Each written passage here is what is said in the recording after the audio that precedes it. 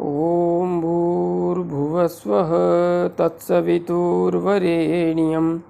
भर्गो देवस्य धीमहि धियो यो नः प्रचोदयात्।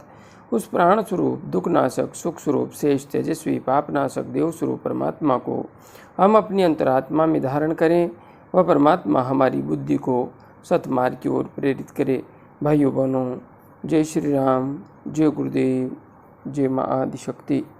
आप सभी भाइयों बहनों की साधना से संबंधित जिज्ञासाओं का समाधान करते हुए मैं आज कुछ अत्यंत महत्वपूर्ण जिज्ञासाओं को सम्मिलित कर रहा हूँ।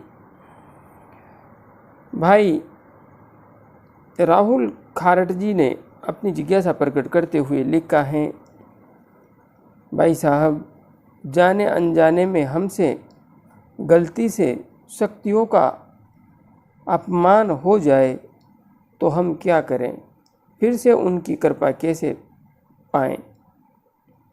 भाई राहुल जी, यदि जाने अनजाने में हमसे शक्तियों का अपमान हो जाता है तो ऐसी स्थिति में सिर्फ और सिर्फ अपनी साधना जारी रखें, प्रार्थना जारी रखें, क्योंकि ऐसी स्थिति में सिर्फ और सिर्फ क्षमा याचना करने के अलावा और कोई भी रास्ता नहीं होता।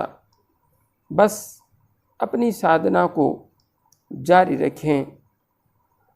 उम्मीद न करें कि जो कुछ पहले अनुभव हो रहा था वैसा का वैसा अनुभव हमें वापस तुरंत होने लगे या वैसी ही कृपा हमारे ऊपर तुरंत बरसने लगे, क्योंकि शक्तियों का यह विज्ञान बड़ा निराला है, बहुत ही गहरा है।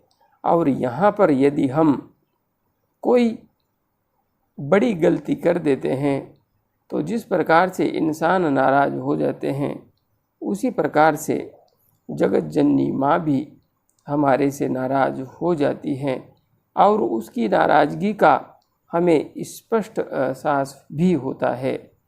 यह एहसास मैंने भी स्पष्ट रूप से किया है और कर भी रहा हूँ, क्योंकि जब उसकी कृपा हमारे ऊपर बरसती है तो वह हमें उस राह पर चलाना चाहती है जिस राह पर हमारी आत्मा का कल्याण होता है। उस राह से रोकना चाहती हैं जिस राह पर जाने पर हम पथभ्रष्ट हो सकते हैं और पतन के गर्त में गिर सकते हैं। कभी कभी हम शक्तियों के आदेशों को समझ कर भी उसकी अवहेलना कर देते हैं और निश्चित रूप से उसका दंड फिर हमें भोगना पड़ता है। इसलिए ऐसी स्थिति में आप सिर्फ और सिर्फ साधना करते रहिए। जगत जननी माँ से या जो भी शक्ति, जिस भी शक्ति की आपने साधना की है उससे सिर्फ प्रार्थना करते रहिए। अपनी साधना निरंतर जारी रखिए। एक न एक दिन वह समय आ ही जाएगा जब फिर से आपको उस दिव्य शक्ति का आशीर्वाद प्राप्त होने लगेगा, किंतु यह नहीं कहा जा सकता कि कितने समय में यह संभव हो सकेगा, क्योंकि एक बार किसी व्यक्ति पर से यदि हमारा विश्वास उठ जाए तो उस व्यक्ति पर फिर से विश्वास कर पाना बहुत मुश्किल हो जाता है। यही शक्तियों के साथ भी है। यदि हम किसी स्थान पर विश्वास तोड़ते हैं तो फिर वह शक्ति सहजता से हम पर विश्वास नहीं करती है। आप साधना करते रहिए। ऐसा समय निश्चित रूप से आ जाएगा जब आप फिर से दिव्यता का अनुभव कर सकेंगे। आगे मैं जिज्ञासा सम्मिलित कर रहा हूँ। भाई नितिन भारद्वाज जी बेंगलोर से हैं।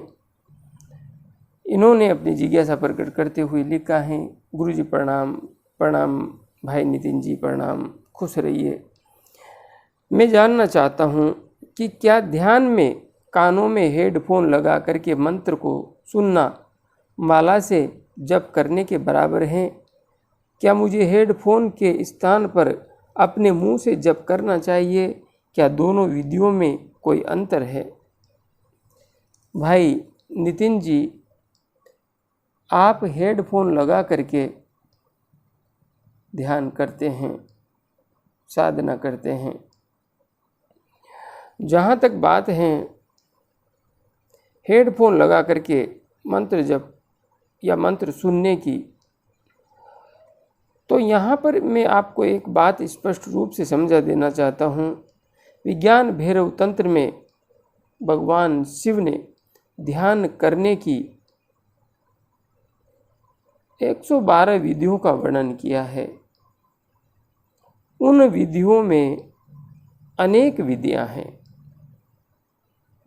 हाँ, उस युग में हेडफोन तो था नहीं, शायद होता तो भगवान शिव इस विधि को भी उसमें जोड़ लेते।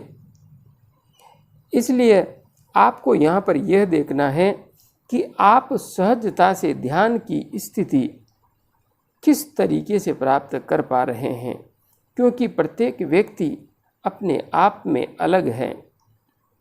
उसकी शारीरिक, मानसिक एवं आध्यात्मिक स्थिति अलग होती है।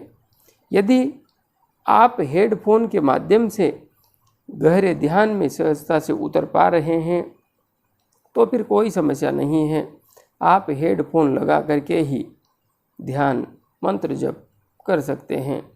और यदि आप इस प्रकार से ध्यान करते हुए सहज नहीं है, आपको लगता है कि आपकी ऊर्जा का उत्थान सही नहीं हो रहा है, तो फिर आप मुंह से जप करके साधना के पथ पर आगे बढ़ सकते हैं। क्या दोनों विधियों में कोई अंतर है, आपने पूछा है। अंतर तो इस संबंध में मैं आपको बता नहीं सकता विशेष रूप से, क्योंकि इस पर मैंने कभी भी अनुसंधान नहीं किया है। मैंने हेडफोन लगा करके कभी भी मंत्र को सुन कर के इस तरीके से साधना नहीं की, और जब मैंने ऐसा किया ही नहीं है तो मैं आपको सुझाव नहीं दे सकता।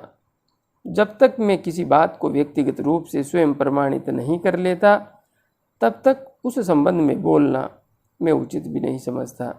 इसलिए दोनों में क्या अंतर है यह मैं नहीं बता सकता। हाँ, आप सहज जिस विधि से महसूस करते हो उस विधि का अनुसरण करके आगे बढ़िए। आगे मैं यहाँ पर जिज्ञासा सम्मिलित कर रहा हूँ। हमारी बहन रेखा वर्मा जी ने अपनी जिज्ञासा प्रकट करते हुए लिखा है, गुरुजी के चरणों में मेरा सादर प्रणाम। बहन खुश रहिए, जगत जननी माँ की कृपा आप पर बनी रहे। गुरुजी, जब से साधना शुरू की है मैं बहुत पतली हो गई हूँ, परंतु आश्चर्य की बात यह है मैंने 4 दिन से अन्न ग्रहण नहीं किया है, फिर भी मेरे शरीर या मानसिकता में कोई परेशानी नहीं है। पहले जैसा ही ऊर्जावान फील कर रही हूँ। तो क्या आगे भी नवरात्रि में उपासना का संकल्प ले सकती हूँ? बहन, सबसे पहले तो आपसे क्षमा प्रार्थी हूँ, क्योंकि आपकी इस जिज्ञासा को मैं समय पर सम्मिलित नहीं कर पाया। नवरात्रा का समय तो काफ़ी पहले से प्रारंभ हो गया है, किंतु फिर भी मैं इस जिज्ञासा को यहाँ पर सम्मिलित कर रहा हूँ।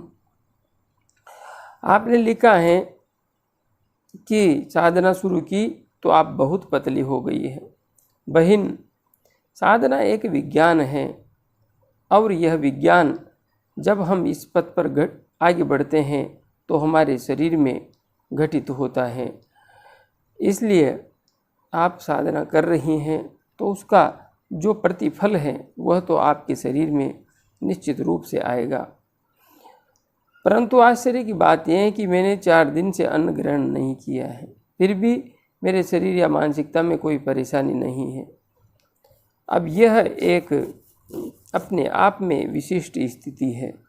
4 दिन से आपने अन्न ग्रहण नहीं किया है, फिर भी आपको कोई थकान नहीं है, कोई परेशानी नहीं है, तो यह तो विशेष रूप से जगत जननी माँ एवं परम पिता परमात्मा की आप पर कृपा ही है कि आप बिना अन्न के 4 दिन से रह रही हैं और आप बिल्कुल सहज हैं, आपको कोई परेशानी नहीं है। पहले जैसा ही ऊर्जावान फील कर रही हूँ, बहुत अच्छा है। क्या आगे भी नवरात्रि में उपासना का संकल्प ले सकती हूँ? बिल्कुल आप संकल्प ले सकती थी और आगे ले सकती हैं, क्योंकि जब आप इस तरीके से रहते हुए यदि अच्छा फील कर रही हैं, कोई आपको समस्या नहीं है, तो आप इस तरीके से भी साधना चाहे तो कर सकती हैं। इससे भी संकल्प शक्ति दृढ़ होती है। हाँ, यहाँ पर शरीर से संबंधित जो विज्ञान है उसको भी हमें थोड़ा सा समझ लेना चाहिए और उसी अनुरूप उपासना के पथ पर आगे बढ़ना चाहिए। किंतु यदि आप ऐसा सहजता से कर सकती हैं तो कर सकती हैं, क्योंकि ध्यान साधक के अंतस्थ में असीम ऊर्जा का आविर्भाव होने लगता है और जब गहरा ध्यान लग जाता है तो हमारे शरीर में से सहस्रार चक्र में से अमृत का स्राव भी होने लगता है। उसके परिणाम स्वरूप शरीर में एक सहज स्थिति निर्मित हो जाती है। इसलिए आप अपनी स्थिति को देख करके अपने हिसाब से स्वयं सहजता से निर्णय कर सकती हैं कि मुझे कितने दिन तक बिना अन्न के रहना है, और जब अन्न शुरू करें तो उस समय बिल्कुल हल्का भोजन ही करना प्रारंभ करें, क्योंकि कुछ अधिक दिनों तक हम अन्न ग्रहण नहीं करते हैं तो फिर एकदम से अन्न ग्रहण करने पर आते उसे स्वीकार नहीं कर पाती, कुछ समस्याएं हो जाती हैं। इसलिए प्रारंभ में हल्का भोजन ही लें, दलिया लें, खिचड़ी लें, फिर धीरे धीरे आप रोटी पर और सब्ज़ी पर इन पर आ सकती हैं। वैसे आप चावल खाती हैं या रोटी खाती हैं ये तो मुझे पता नहीं है, किंतु फिर भी आप इन सामान्य बातों का ध्यान रख सकती हैं। अभी के लिए इतना ही। जय गुरुदेव, जय माँ आदि शक्ति।